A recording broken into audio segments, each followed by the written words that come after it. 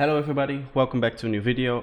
Today I want to tackle some of the smaller tips in sound design that I have that aren't big enough to make like a full 10-minute video about. So I packed some of them all together and we're gonna explore 10 different tips that I have for you.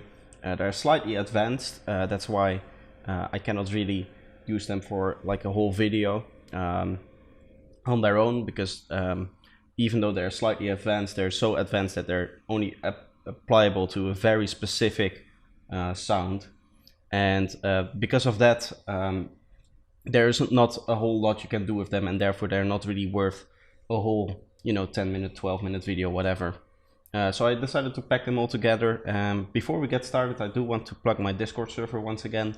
I had a few people join on the first day. Today is the first day that it's actually open while I'm recording this, and this video is going to go out a little bit later. But I still wanted to invite you there, so we can hang out there. You can send me your tracks and I'll have like an actual point where I can start doing feedback on stream, feedback off stream, whatever. There's like a whole bunch of different channels for that, as well as all of my resources that I'm making.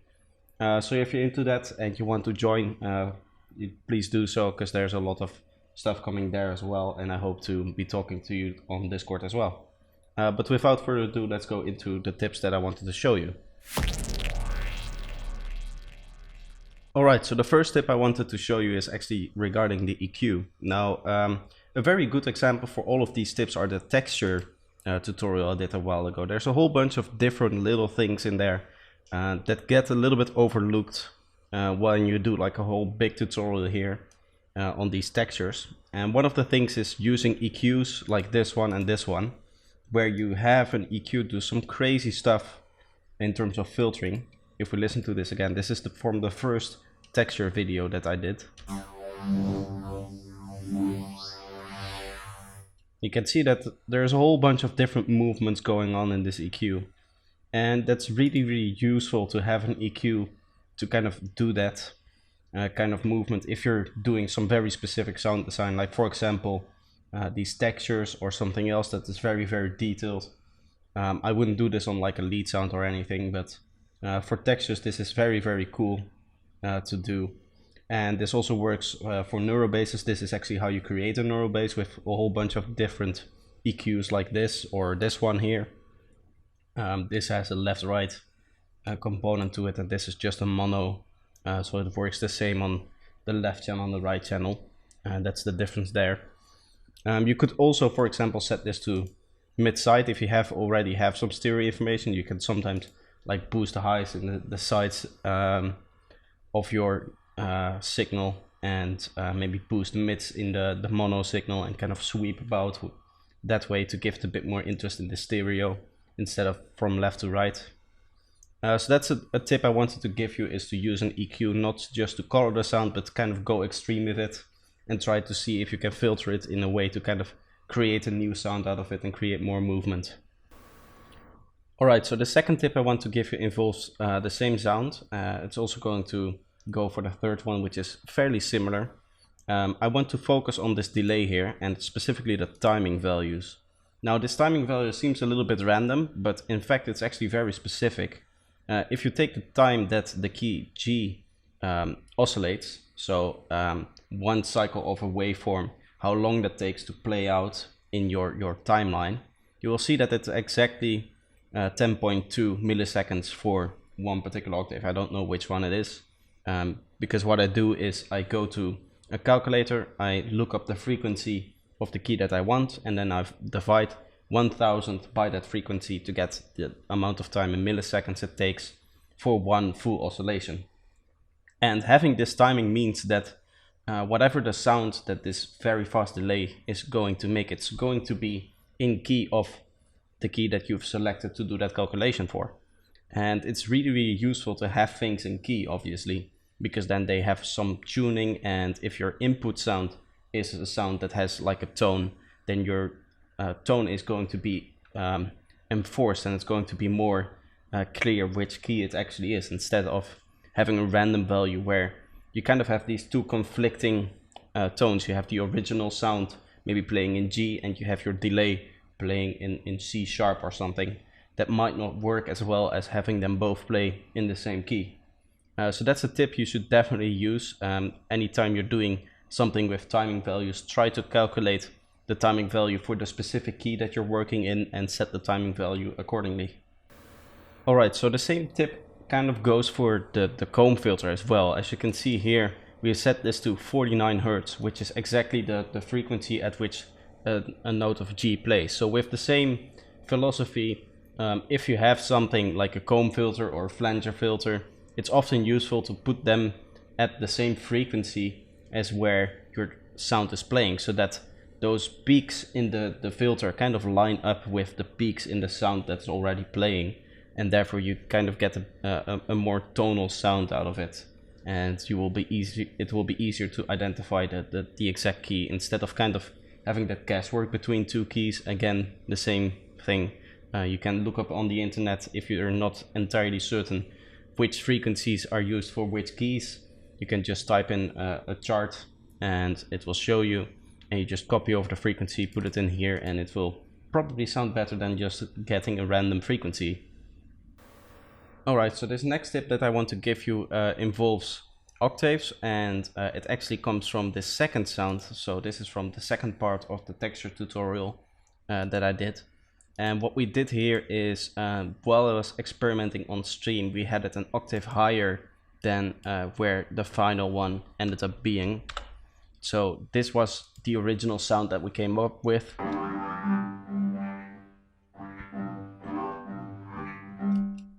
I didn't really like how that sounded.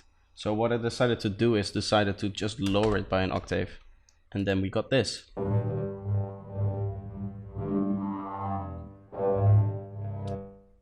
And that has a lot more like lower range, kind of the frequencies that I was looking for. And the tip I want to give you is to always check if the sound is in the right octave.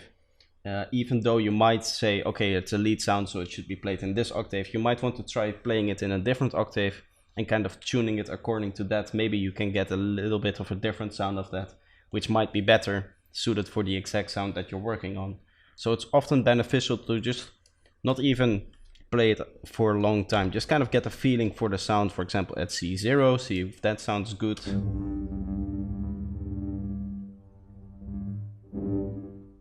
That might sound good, that might be the sound that you want, or you might want to turn it up a lot higher and kind of check. It all depends what you're looking for, but always check in case you come up with something. That's also a way to kind of boost some creativity. Maybe you suddenly hear a sound that you really like in an octave that you didn't thought really worked. Maybe you play a lead sound at like the bass register and it kind of works, and you start tweaking it a little bit and you come up with a new bass patch. Next up, I want to talk a little bit more general. As you can see, I do sound design in these kind of sessions. You can see there's a whole bunch of different things going on here. And one reason is that I usually do these on stream. But another bigger reason is I can save a whole bunch of different ideas together and kind of give it all maybe a little bit of a theme. Usually it's just, okay, the last few sounds that somebody requested all packed together. But sometimes I start a session specifically to make 15 effect sounds. Then I can later open up that session if I want to make a 16th effect sound and just kind of copy things over that I did in the other sounds. So I already have like a basis of maybe a reverb setting that works well, or a kick drum that's good as a sound source. And it's therefore beneficial to put everything kind of in a session instead of doing something directly in a project, so that you don't lose it once you actually finish the project and don't open it again. These sessions can really be explored and you can save them in a way that is very, very useful. That leads me to the next part. You should save everything you do. In sound design, you can sometimes come up with a creative idea from a very old sound that once you made it didn't really sound good, but because you learned a new trick, you decided to kind of revisit it and see if you can make it again and make it better, and then maybe you have the inspiration for your next track. So you should definitely try to save everything you do And even if it doesn't make sense at the time, it might be very beneficial in the future for you to save everything. Now going back to these textures, if you've seen the textures series, which I highly recommend you watch, obviously, you'll know that for the second one, we started off with a sample as a starting point and using granular synthesis. And that's actually a really cool trick if you're lacking a little bit of inspiration, to just pop a sample in a simpler here and try to set up a granular synthesis setting for that particular sample and play with it a little bit, and maybe you'll find a really cool weird sound coming out of it, especially with like vocals or percussion loops. You might find something really cool that you haven't heard before, or that you weren't easy, or isn't easy to make with just a synthesizer. So don't think of sound design as just opening up a synthesizer and start working. Try to see if you can do something by being creative in a different way, for example with the use of these samples here. Next up, I wanted to give another tip a little bit in general. If you're browsing like presets and you really like a sound, it might be beneficial to quickly go over it and see what makes it work, and kind of using a preset as your starting point can really help, not only to get you inspired, but also to help you learn, see how other producers set up their presets and see what sound design tricks they're using. A preset isn't just there to open up, put in your song, and then never touch again. You should try to explore them and see what makes them work, so that you can start creating those sounds that you like. Alright, the next tip I wanted to give is to start working with one instrument only. I often see people who have like one synthesizer for granular stuff, they have one for additive synthesis, they have one for FM, they have one for subtractive synthesis, all these kinds of different plugins. And they say, yeah, one sounds better for like basses and the other sounds better for pad sounds and whatever. But 99% of the sounds can be made with a plugin like Serum or Spire, or even Odin 2, which is a plugin I've been exploring lately, which is actually a free plugin. It has a lot of potential. They have a lot of different synthesis engines, and you can make basically any sound that you hear in a track can probably be made with that synthesizer, and a lot of post-processing anyway. So giving you or having a lot of instruments can be a little bit more creative, but you're set back so much by having to learn new workflows, new interfaces, that you're not even going to try to do sound design, because you don't understand the full capacity of those instruments that you have at your disposal anyways. So it's very easy to look up a new plugin if you're lacking inspiration, but instead of doing that, I recommend you diving deeper into the plugin, maybe watch some tutorials for some cool tips or tricks that you haven't thought of yourself, and try to explore it that way. Instead of getting something new, try to learn more about the stuff that you already have. The last tip that I wanted to give you is that you shouldn't follow step-by-step tutorials. And the reason why I say that is because I often see people who make it like a tutorial, a very big thing about one sound, and they kind of explain how you make the sound, but they don't really teach you anything. So they'll go like, okay, you turn the filter cutoff to 40 Hertz, and then you turn the modulation to 49%, and then you set the unison to 4 or whatever, to give you an example.